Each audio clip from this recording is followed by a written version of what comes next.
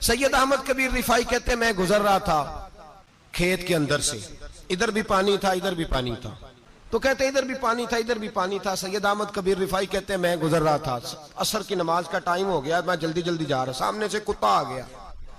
अब कुत्ता आया तो मुझे जल्दी थी, कुत्ता भी भीगा हुआ था। अब मेरा दिल करे कि कुत्ता नीचे उतरे तो मैं गुजरूं, कुत्ता खड़ा है कि ये साइड पे हो तो मैं गुजरूं। कहते हैं देर हो गई तो मुझे डर लगता था, मैंने कभी कुत्ते को भी नहीं झिड़का था, कभी कुत्ते को भी, अपनी इतनी हैसियत ही नहीं, झिड़का ही नहीं कभी किसी को। आप फरमाते हैं देर हो गई तो मैंने कहा या अल्लाह, हजरत सैयद अहमद कबीर कहते हैं मैंने कहा या अल्लाह इस कुत्ते को जुबान ही दे दे, मैं इसे कुछ समझा ही दूं, इसे जुबान ही दे दे, तू तो कादर मुतलक है। कहते उसे जुबान दे दी। तो मैंने कुत्ते से कहा नीचे उतर जा, मैंने नमाज पढ़नी है। तो कहने लगा बाबा जी आप उतर जाए, आप उतर जाए, आप उतर जाए, मैं क्यों उतरूं? तो सैयद अहमद कबीर रिफाई कहते हैं मैंने उससे कहा कि बात यह है कि मेरे ऊपर नमाज फर्ज है, तेरे ऊपर फर्ज नहीं, तो मैंने नमाज पढ़नी है। अगर मैं खेत में उतर गया तो कीचड़ है, मेरे कपड़ों को मिट्टी लग जाएगी, पता नहीं पानी पाक है कि नापाक है, तो तू उतर जा, तेरे ऊपर नमाज नहीं फर्ज, तो मुझे जाने दे। तो सैयद अहमद कबीर रिफाई कहते हैं उसने ऐसी बात की कि मेरे ऊपर वजब तारी हो गया।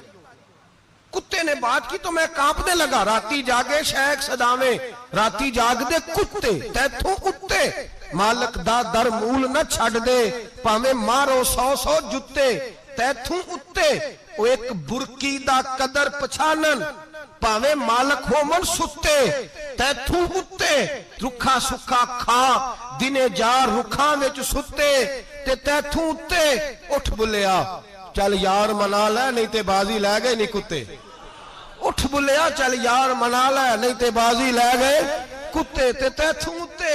सैयद अहमद कबीर रिफाई कहते हैं वो मुझे कहने लगा आप उतर जाए, तो मैंने कहा भाई मेरे ऊपर नमाज फर्ज है, तेरे ऊपर फर्ज नहीं, तू उतर जा, मेरे कपड़े आलूदा हो जाएंगे तो क्या करूंगा? तो कहते हैं उसने बात की तो मैं घबरा गया और छलांग लगा के मैं खेत में उतर गया।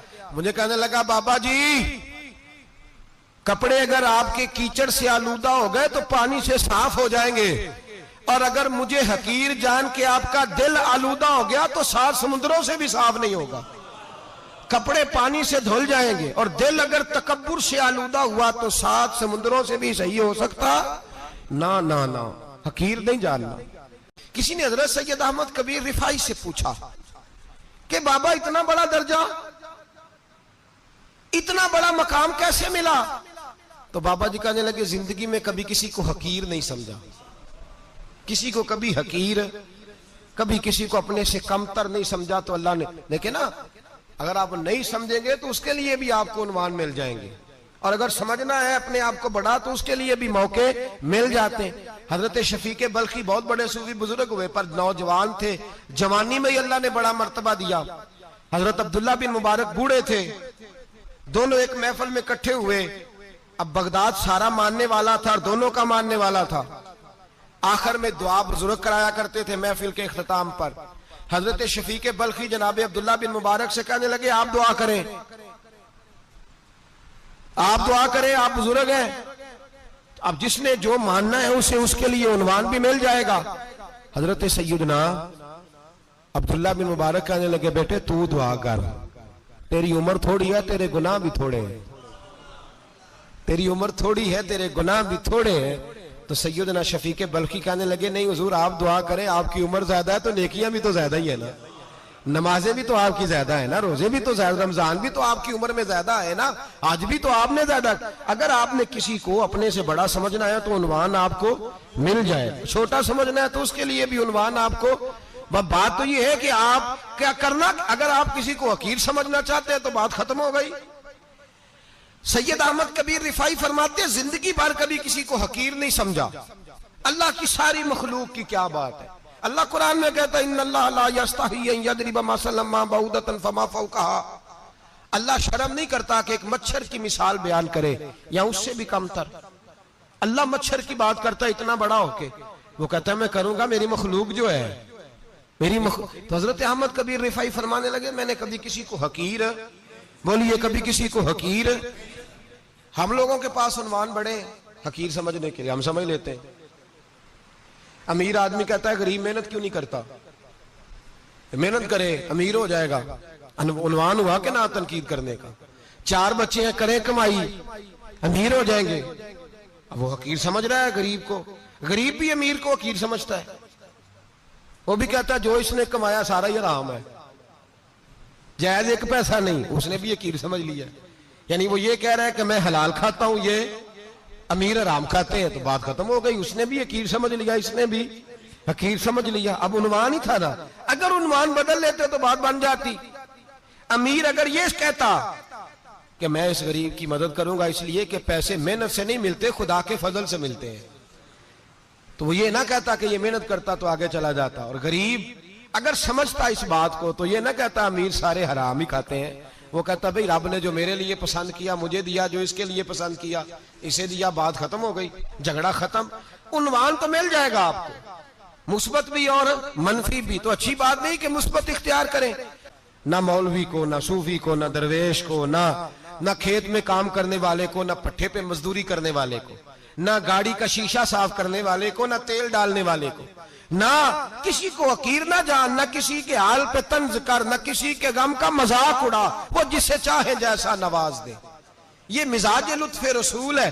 ना कोई आया लेके चला गया, कोई उम्र भर भी ना पा सका, मेरे मौला तुझसे गिला नहीं, ये तो अपना अपना नसीब है। भाई हकीर नहीं जानना।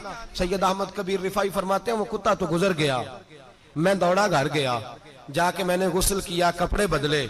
फरमाते हैं पहले भी मैं असर पढ़ता था, पर आज जब नमाज पढ़ी तो बड़ा ही मजा आया। मैं सर सजदे में रखूं मेरा उठाने को जी ही ना चाहे, मैं रुकू में जाऊं तो मेरा सर उठाने को दिल ही ना चाहे। मेरा दिल करे आज मगरिब लेट हो जाए, आज सूरज देर से गुरूब हो, मैं आज सारा दिन असर ही पढ़ता रहूं। भाई जब तू आजिज़ी वाली पढ़ता है, जब तू इनकिसारी वाली पढ़ता है, जब तू हजरत सैयदना मुआविया बिन खुतैज रदिया, एक हजरत मुआविया बिन सुफियान है, एक मुआविया बिन खुतैज सहाबी हैं, वो कहते हैं मैं जंग फतह करके आया तो सख्त गर्मी का मौसम था, मुझे पता था कि उमर फारूक दोपहर को आराम कर रहे होंगे।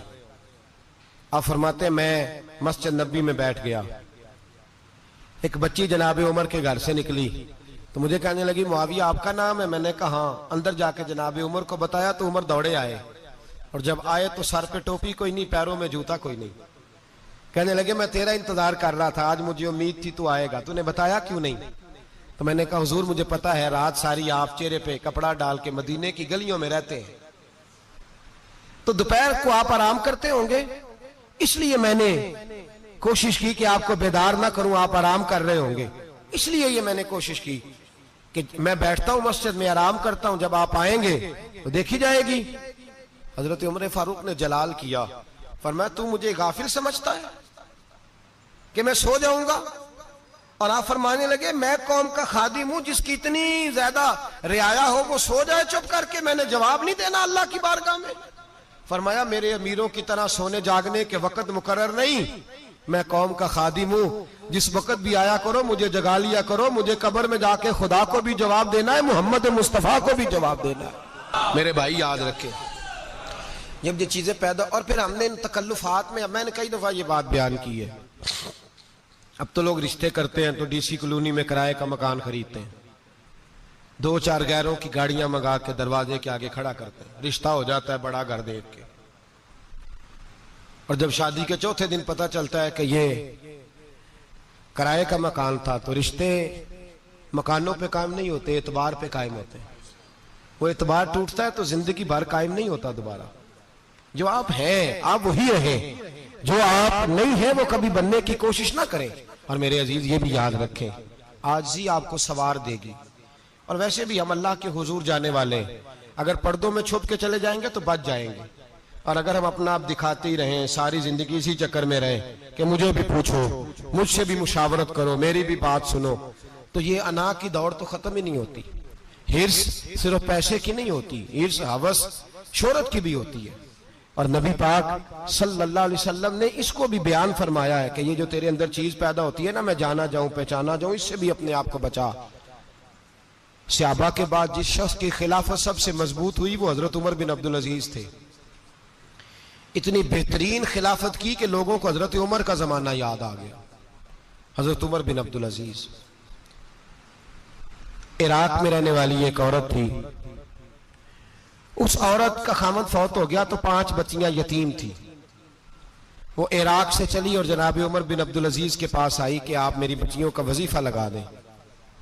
वो कहती है जब मैं पहुंची ना, यहां तो अब तो इस्तकबाल, आना जाना बड़े मामलात है। अब तो बच्ची की बारात आए और 5, 7, 10, 20 लोग दरवाजे पे खड़े ना हो तो बारात नाराज हो जाती है, कहते हमारा इस्तकबाल ही किसी ने नहीं किया। तो इस्तकबाल तो अब इस तरह है जिस तरह नशा नहीं होता, ये इस्तकबाल की हालत है, अमीरों से लेके गरीबों तक। मुझे पूछा ही नहीं किसी ने, कुर्सी नहीं दी, आगे नहीं बिठाया, ये वाला मामला है। और मैं मेरी तरह के लोग, नेक लोगों की बात नहीं करता। अब तो हम देखते हैं फला मौलाना का इस्तकबाल हो रहा है, फला के लिए लोग खड़े हो रहे हैं, नारे लग रहे हैं। और अब तो मैं देखता हूं ऐसे ऐसे हाथ लहराते हैं सूफी और दरवेश कहलाने वाले, जैसे सियासी लीडर लहराया करते हैं। ये क्या तरीका हुआ? ये कौन सा तर्ज जिंदगी? मेरे नबी पाक सल्लल्लाहु अलैहि वसल्लम ने फरमाया जो ख्वाहिश करे कि मैं आऊं और लोग खड़े हों वो तो जहन्नमी है, तो दोज़खी है। सारे वही तरीके हम इख्तियार करते जा रहे हैं, वही प्रोटोकॉल है हर जगह। वो लोग जिनके दरवाजे खुले होने चाहिए थे वहां भी हर वक्त के लिए मामला तय हो गए। याद रखें मेरे नबी पाक अलैहिस्सलातु सलाम ने जो तालीमात दी, हज़रत उमर बिन अब्दुल अजीज रहमतुल्लाह ताला अलैह। औरत कहती है मैं पहुंच गई, मैंने लोगों से पूछा घर कहाँ है, तो कहा वो जहां बोरी लटक रही है ना बाहर, टाट का पर्दा लगा हुआ है, वो हजरत उमर बिन अब्दुल अजीज का घर है। कहती है मैं दरवाजे पे दस्तक दी, एक औरत ने दरवाजा खोला तो मुझे बीबी जान के अंदर बुलाया। तो उनके घर के अंदर जब मैं दाखिल हुई तो बड़ा सारा सेन था, एक तानिम कुआं लगा था, एक तरफ एक बड़ा दरख्त था और एक छोटा सा बनाई हुई थी जगह बर्तन धोने के लिए। और बीबी ना बर्तनों को मिट्टी लगा के साबुन लगा के बैठी हुई थी, काम कर रही थी वो औरत। मुझे उसने दरख्त के नीचे बिठाया, पानी पिलाया। कैसे आई हो? मैंने कहा अमीरुल मोमिनीन से मिलना है। कहने लगी बैठो थोड़ी देर में आ जाते। कहती थोड़ी, मैंने समझा घर की कोई मुलाजमा है, मैं बैठ गई। थोड़ी देर गुजरी, फिर दस्तक हुई, उस बीबी ने उठ के दरवाजा खोला। तो जब वो शख्स अंदर आए तो कहने लगी बड़ी देर से बर्तनों को साबुन लगा के बैठी हूँ, कहाँ रह गए थे? कहती है वो साहब कहने लगे बस जरा मसरूफ हो गया था। दौड़े गए, कुएं से पानी निकाला, बीबी को दिया, उसने बर्तन धोए। कहती है फिर थोड़ा सा सिरका और एक रात की रोटी वो लाई, उस शख्स ने खाई। मैंने कहा कि ये दोनों घर के मुलाजम है, मियां बीवी काम करते हैं। जब वो खाना खा चुके तो वो औरत मेरे पास आई, कहने लगी उठ के मिल लो अमीरुल मोमिनीन से। मैंने कहा कौन अमीरुल मोमिनीन? तो कहने लगी कब से तो आए हैं, ये जिसने कुएं से पानी निकाला यही मुसलमानों का अमीर है, और ये जिसने दरख्त के नीचे बैठ के सिरके से रोटी खाई है यही है। ये फरिश्तों की दास्तान नहीं, ये वो लोग हैं। मैं रात को भी कह रहा था एक जगह पे कि ये लोग जो है ना जिनका आप रोज शिकवा करते हैं हुकूमतें बड़ी खराब हैं, ये कोई नहीं खराब, बिल्कुल खराब नहीं। जितने सियासी लीडर है सारे सही हैं। खराब वो लोग हैं जो इन्हें वोट दे के लीडर बनाते हैं, बिल्कुल खराब नहीं। मैं तो इनके हक में होता जा रहा हूं। नाराज हो गए ना आप लोग? अल्लाह करे तुसी हो जाओ तो अगले इलेक्शन च सियाने भी हो जाओ, आमीन तो कह दे। मैंने कोई मशवरा नहीं देना इसलिए कि मेरी नजर में कोई ऐसा शख्स नहीं जिसके लिए मैं आपसे कह सकूं कि वोट दें। और हम तो ऐसी बात करें तो कई लोग नाराज होकर चले जाते हैं, लेकिन कोई परवाह नहीं, इसलिए कि ये दीन मेरे नबी पाक का दीन सिर्फ मस्जिद का दीन नहीं। इंशाअल्लाह आइंदा जुम्मे नजरिया पाकिस्तान बयान करूंगा और बताऊंगा कि पाकिस्तान का मतलब क्या, ला इलाहा इल्लल्लाह मुहम्मदुर रसूलुल्लाह सल्लल्लाहु अलैहि वसल्लम। हुजूर का जो कुरान नाफज होगा मस्जिद में, वो कुरान कचहरी में भी नाफज होगा इंशाअल्लाह। और वो कुरान नाफज होने आया है, असेंबलियों में वही कुरान नाफज होगा इंशाअल्लाह। और यही चिराग जलेगा तो रोशनी होगी। बयान करेंगे और डट के बयान करेंगे, आपको बताएंगे। बात जो बात समझा रहा हूं फिल वक्त वो समझे, मुजरम वो नहीं जो बड़ा बन के लूटता है, मुजरम वो है जो उसको सपोर्ट करता है, जिसने उसे बड़ा बनाया है। ये याद रख लें, हमारी कोई बचत नहीं होगी, हमसे पूछा जाएगा। हम सारे कचहरी में खड़े होंगे, अल्लाह सवाल करेगा कि तुम बताओ तुम इनके मददगार क्यों बने थे, तुम सपोर्ट क्यों करते थे, ये पूछा जाएगा और हमने जवाब देना है। बहरहाल आम दाम पर सरे मतलब जनाब उमर बिन अब्दुल अजीज रहमतुल्लाह अलैह के वो बीबी गई तो कहने लगी कि ये अमीरुल मोमिनीन ने कहा, वोट के हाजिर हुई, कहा हुजूर मैं इराक से आई हूं, मेरा खामद फौत हो गया, मेरी 5 बेटियां हैं, वजीफा लगा दे। वो बीबी कहती है मेरा दिल था कि यतीम बच्चियों का 100 दिनार साल का लगा देंगे तो बड़ी बात है। कहती है जब मैं उनके पास गई तो हजरत उमर बिन अब्दुल अजीज को बताया तो वो रोने लग गए और मुझसे माफियां मांगने लगे। मैंने कहा हुजूर आप क्यों माफी मांगते हैं? तो कहने लगे इसलिए माफी मांग रहा हूं कि तू मेरी रियाया में थी और तेरी 5 बच्चियां यतीम थी, तुझे खुद चल के आना पड़ा है। मेरा काम था तेरी खबर लेता, माफ कर दे अल्लाह की रिजा के लिए। उन्होंने वजीफा लिखना शुरू किया तो मेरी एक बच्ची का 1000 दिनार साल का लिखा। मैंने कहा अल्लाह तेरा शुक्र है। फिर दूसरी बच्ची का 1000 लिखा तो मैंने कहा अल्लाह तेरा शुक्र है। तीसरी का 1000, चौथी मैंने कहा शुक्र है। जब चौथी का लिखा तो मैंने कहा अल्लाह आपका इकबाल बुलंद करे, अल्लाह आपको हमेशा इसी तरह फलता फूलता रखे। कहते हैं जनाब उमर बिन अब्दुल अजीज ने कलम रख दिया, फरमाने लगे मैं 5वीं का वजीफा नहीं लिखूंगा, 4 बहनों से कहना बांट के इसे भी दे दें। कहा हुजूर क्यों? आप फरमाने लगे जब तक तू अल्लाह का शुक्र अदा कर रही थी मैं भी रब से जुड़ा हुआ था और अल्लाह से डर के लिख रहा था। अब तूने मेरी तारीफ की है, अब मेरी जात आ गई है। अब मैं अगर ये वजीफा लिखूंगा तो इससे अल्लाह राजी नहीं होगा, इससे मेरे नफ्स में रिया पैदा होगी। अब मैं 5वीं का नहीं लिखूंगा, जा और जाके इराक के गवर्नर को दे। बीबी कहती है मैं घोड़े पे बैठी और मैं चंद दिनों के बाद इराक पहुंची। जब सवेरे आके मैंने वालिए इराक को रुका दिया तो वो चीख मार के रोया। मैंने कहा क्या हुआ? तो कहने लगा बीबी आज रात को हजरत उमर बिन अब्दुल अजीज का इंतकाल हो गया, फौत हो गए, तो इंतकाल कर गए। कहती मैं भी तड़प के रोई। मैंने कहा मेरी यतीम बच्चियों का क्या बनेगा? तो वो गवर्नर कहने लगा तेरे वजीफे जारी रहेंगे, तुझे मिलते रहेंगे। तो कहने लगी कैसे? कहने लगा मैं अगर तो गवर्नर रहा तो तेरा वजीफा जारी रहेगा और अगर गवर्नरी से उतर भी गया तो मैं जाती तौर पे मालदार हूं, फिर भी तेरी बच्चियों के माहाना पैसे पहुंचते रहेंगे। मैंने कहा तू क्यों देगा? कहती वो रो पड़ा। कहने लगा अगर अमीर हजरत उमर बिन अब्दुल अजीज जैसे हो तो फिर अल्लाह गवर्नरों के दिलों में भी रहम डाल दिया करता है, फिर मेरे जैसे लोगों को भी वो बदल देता है। हजरत उमर बिन अब्दुल अजीज घर आए, 3 बेटियां थी। एक को आवाज दी, वो आई तो उसने मुंह पे हाथ रखा है। दूसरी को आवाज दी, वो आई तो मुंह पे हाथ रखा है। तीसरी को आवाज दी तो मुंह पे हाथ रखा है। आपने अपनी बीवी से कहा कि ये बच्चियां मुंह पे हाथ क्यों तीनों ने रखा हुआ, क्या बात है? तो बीबी रो पड़ी, कहने लगी 4 दिन हो गए मेरी बेटियां प्याज से रोटी खा रही हैं, 4 दिन हो गए। उनके मुंह से बदबू आती है इसलिए वो आपके सामने आती हैं तो मुंह पे हाथ रख लेती हैं 4 दिनों से। बीबी रो रही है। हजरत उमर जलाल में आ गए। आप फरमाने लगे तू ये रो रही है,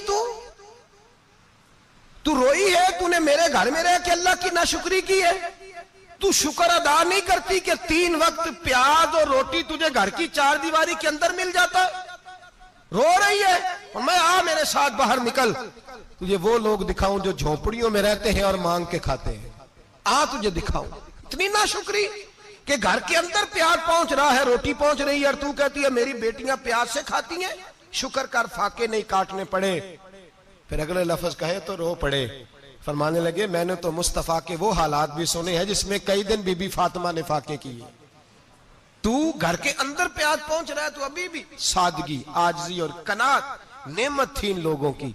हमारे यहाँ रोज शिकवा है, किस बात का? गाड़ी कोई नहीं। रोज रोना है, किस बात का? बंगला कोई नहीं। रोज रोना है, किस बात का? बैंक बैलेंस कोई नहीं। 10 जोड़े क्यों नहीं ईद पे आए? और ये सिर्फ औरतों का मसला नहीं, हमारे अंदर भी ये बात बदर्जे औला। हम रोज अपने आप को मिस्कीन कहते हैं, गरीब कहते हैं, लाचार कहते हैं, मजबूर कहते हैं। कभी देखो वो जो झोंपड़ियों में रहते हैं, कभी पलट के देखो लोगों की तरफ जो पैदा हुए तो आंखें कोई नहीं थी, हाथ कोई नहीं थे, पैर कोई नहीं थे। वो देखो जो पैदा हुए तो सर पे बाप का साया कोई नहीं था। कैसे कैसे लोग वक्त गुजार रहे हैं। हम रोज आके कहते हैं कारोबार ठंडा हो गया, हालात बड़े खराब हो गए, हम बड़े मजबूर। क्या हो गया साहब? अल्लाह के दिन है, सारे अल्लाह के दिन है। मसल अच्छा है ना फिराक अच्छा है, यार जिस हाल में रखे वही हाल अच्छा है। बस अपने आप को मुतमईन करें, आजिज़ी, इनकिसारी, किनात, सादगी, इसको अपनी जिंदगी का हिस्सा बनाएं। अल्लाह दौलत सुकून अता कर देगा। आखिर दावाना अनिल हम्द।